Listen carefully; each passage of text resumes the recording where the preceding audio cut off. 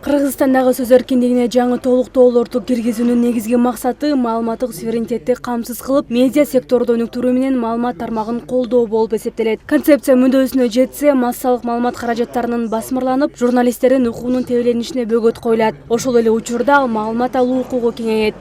Бүгүнкү күндө традиционный салттуу журналистиканын, телевидениянын, газетанын ролу чыгып атпайбы басаңдапчы.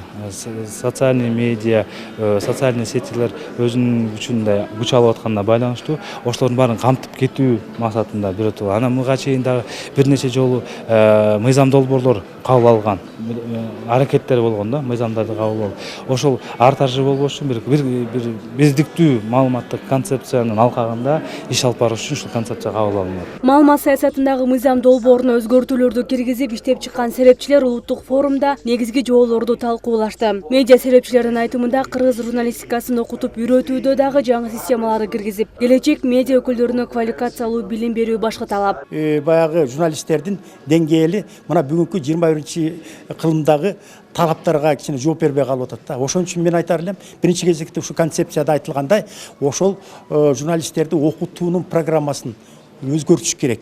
Анан бизде көбүнчө баягы теориялык билим алуудан басымдуу болуп кетип атат дагы. Ошон үчүн мен оюмча ушу журналисттик кесипти даярдоодо кичине кемчиликтер кетип атат. Кыргызстанда журналисттердин укугун коргоо боюнча эски мыйзамдар иштеп келет. Адистердин айтымында массалык маалымат каражаттарындагы укук маселеси жаңыланууга муктаж. Эми журналисттин укуктары боюнча есть көп мыйзамдар бар. Закон Кыргыз Республикасынын массалык маалымат каражаттары жөнүндө мыйзамы бар. Закон о защите чести профессиональной деятельности журналиста деген бар. Андан тышкары гражданский кодекс өзүнчө бар.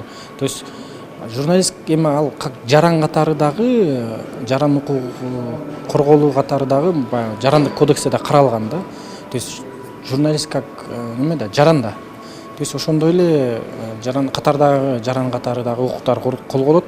Бирок өзгөчө жанагы айтып атпаймынбы, жанагы воспрепятствование деятельности журналистов дегенге өзүнчө статья мурун каралган, кийин алынып калып турду. Азыр рабочий группанын өкүлдөрү ошону кайра кошолуу деп сунушталып атат да. Аталган долбоор 2020-жылы Кыргыз Республикасынын Маданият, маалымат, спорт жана жаштар саясаты министрлиги тарабынан көтөрүлүп, медиа диалог долбоору тарабынан колдоого алынган. Концепция 2021-жылдан 25-жылга чейин иш алып барат. Учурда коомдук талкууга коюлуп, ойлор ортого салынууда.